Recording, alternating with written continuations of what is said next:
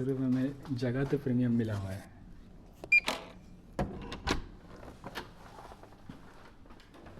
भाई ₹700 में इंडिया में ये इमेजिन कर लो। लेकिन यार चाइना है, डर लगता है ना थोड़ा बहुत कि कहाँ ना कहाँ कैमरा लगा रखा हो, पता नहीं यार।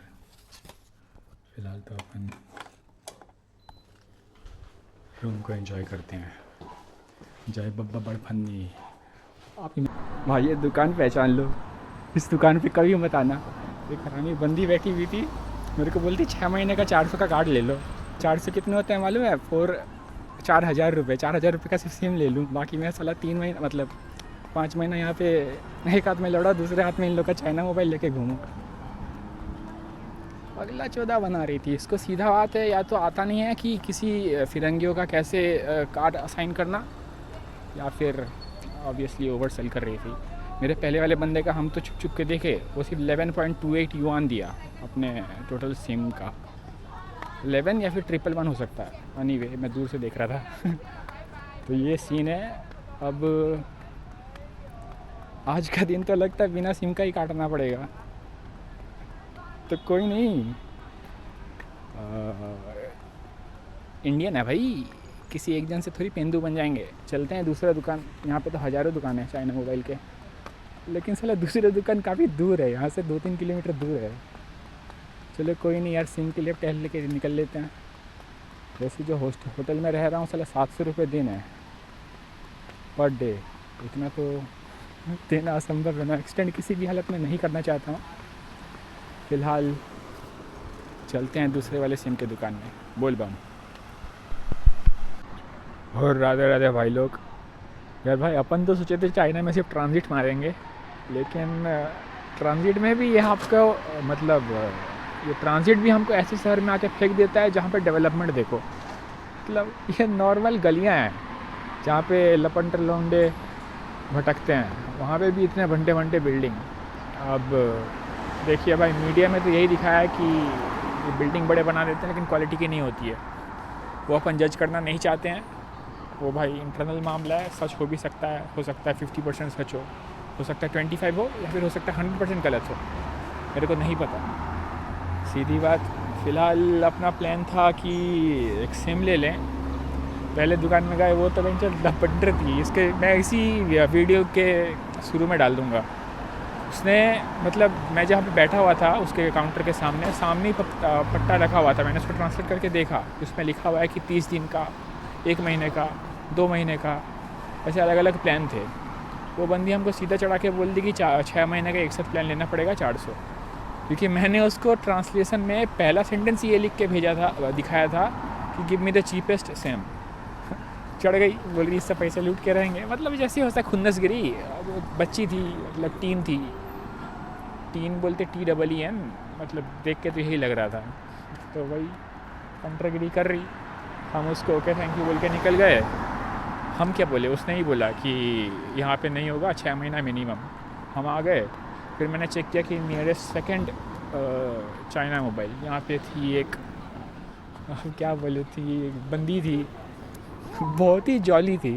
मतलब वो चाइनीज़ लोगों का एटीट्यूड ही वैसे होता है। मतलब वो ओवर एंसियस टू हेल्प यू। मतलब होता है ना जैसे कलकत्ता का बंदा लोग, आप अगर उससे हेल्प मांगें तो वो आपको धर लेगा। मतलब उसको आपको हेल्प करके जाएगा। मतलब आपको अगर कोई जगह नहीं मिल रहा है, आपको उस जगह तक छोड़ के जाएगा, अपना काम धंधा छोड़ के।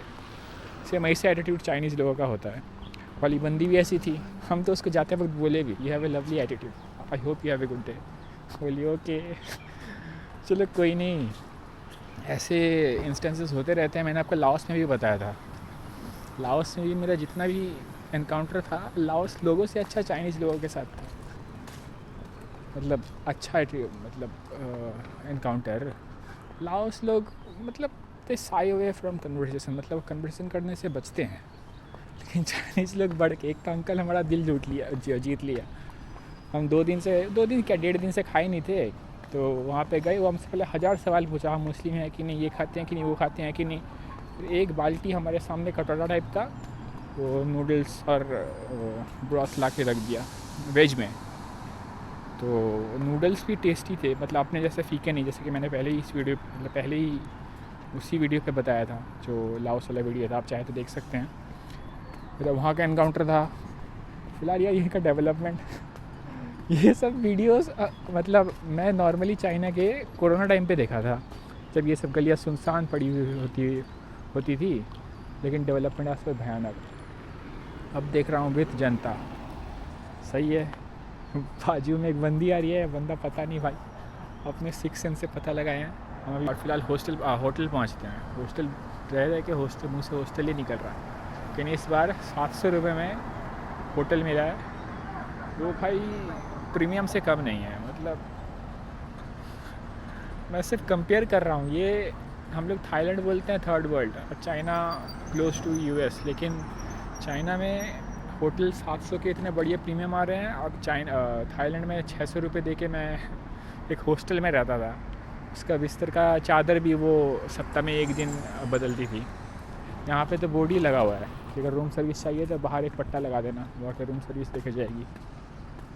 ये फ़िलहाल भाई अपना स्विगी टाइप का कोई सर्विस में काम करते हुए, मेरे को शायद से इस डायरेक्शन में जाना है, मैं मैप देखता हूँ। बस यार मतलब खाने का सीन अभी बना नहीं है, क्योंकि मैंने अभी फ़ोन नंबर लिया है, ऑनलाइन रिसर्च करना पड़ेगा। यहाँ का नेट उतना सिंपल नहीं है जितना हम लोग बाकी कंट्री में देखते हैं, जाती कनेक्ट करके चालू। यहाँ पे जो इन लोगों का डिफ़ॉल्ट सर्च इंजन है, सिर्फ गूगल तो चलता नहीं है, तो डिफ़ॉल्ट सर्च इंजन बाइडू में भी एक दूसरा चक्कर है कि उसमें इंग्लिश वर्सन ही नहीं है, इंग्लिश भाषा ही नहीं है। तो हमें इंग्लिश यूज़ करने के लिए भी पहले मतलब ट्रांसलेट करके उसमें डालना पड़ता है, फिर उसको स्क्रीनशॉट मार के ट्रांसलेट करना पड़ता है, फिर जगह पता चलता है लिंक में क्या लिखा हुआ है।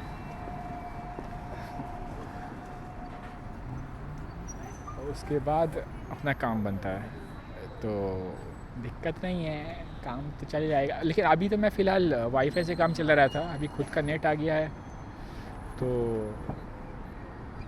एटलीस्ट बाइडू में तो कुछ दिन मतलब बाइडू को तो यूज़ करना पड़ेगा। नहीं तो फ़िलहाल मैं क्या कर रहा था, मैं एक ई सिम ले रखा हूँ, ई सिम में वो वीपीएन इंक्लूडेड था।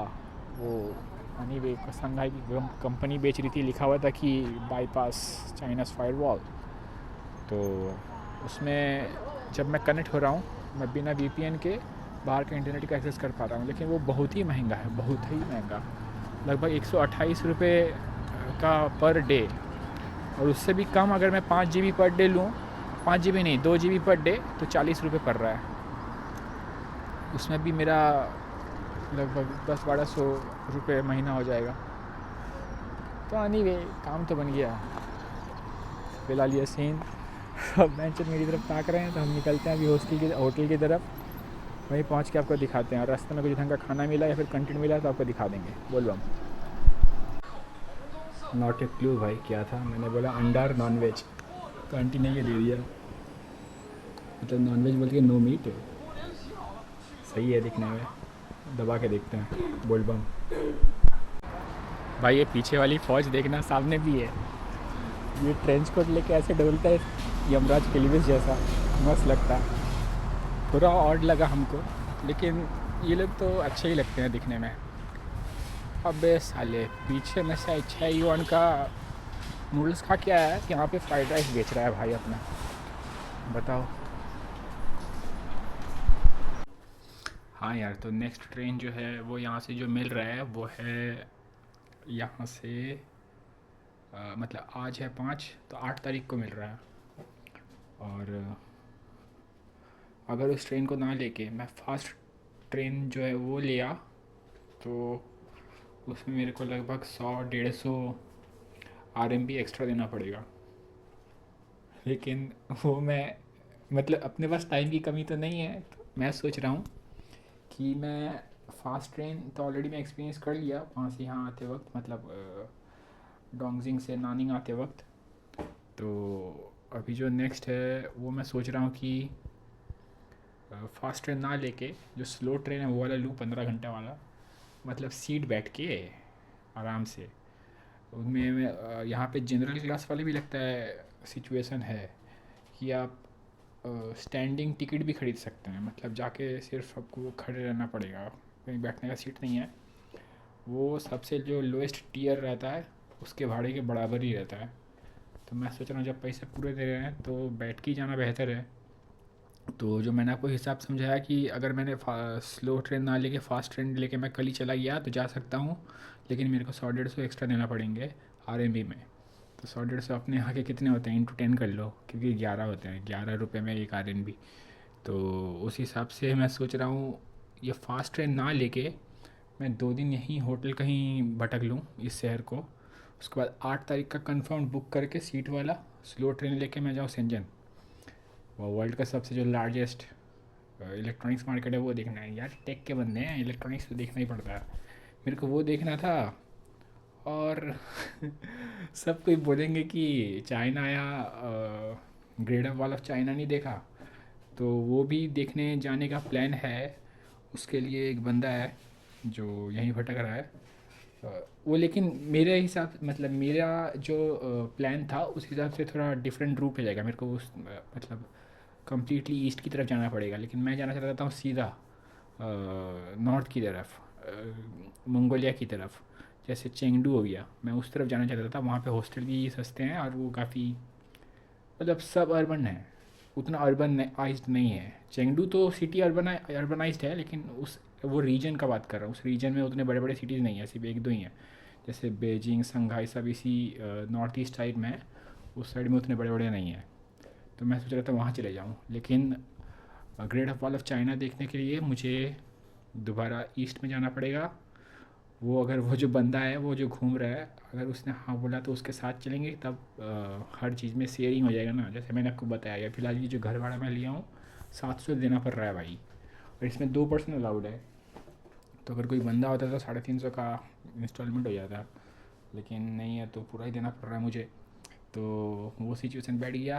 अगर वो बंदा हाँ बोला तो मैं जाऊँ ग्रेट वॉल ऑफ चाइना देखने, और अगर ना बोला तो तब भी जा ही सकता हूँ मूड किया तो। नहीं तो मैं निकल लूँगा चेंगडू, और चेंगडू से ट्रांजिट मार के सीधा मंगोलिया भाग लूँगा। और मंगोलिया का मैंने हिसाब चेक कर लिया है, 3 दिन के अंदर वीज़ा आ जाता है। उम्मीद है आ जाए ताकि मैं चल जाऊँ। बोलबाम यार, इस वीडियो को यहीं एंड करते हैं। यहाँ से व्यू देख ले यार, वो जो बाहर रखे हुए हैं वो मेरे ही हैं, जुराबे हैं यार, कच्चा नहीं, कल समझना। एनी वे, यहाँ से व्यू देख लो, पता नहीं दिख भी रहा है कि नहीं। अच्छा दिख रहा है, काफ़ी भंटे भंटे बिल्डिंग भाई। अपने जितने भी ऑफिस वाले इलाके थे, मैं तो 3-4 स्टेट पे रहा हूँ, वो SEZ के अंदर था, स्पेशल इकोनॉमिक जोन। हर इस जगह पे ऐसे वैसा सिचुएशन था। अपने केबिन के बाहर देखने से ऐसे बंटे बंटे बिल्डिंग रहते थे। चलो कोई नहीं यार, वीडियो यहीं पे एंड करते हैं। प्लीज़ लाइक एंड सब्सक्राइब, और अगर कोई सजेशन हो तो प्लीज़ बताएं। बोल बा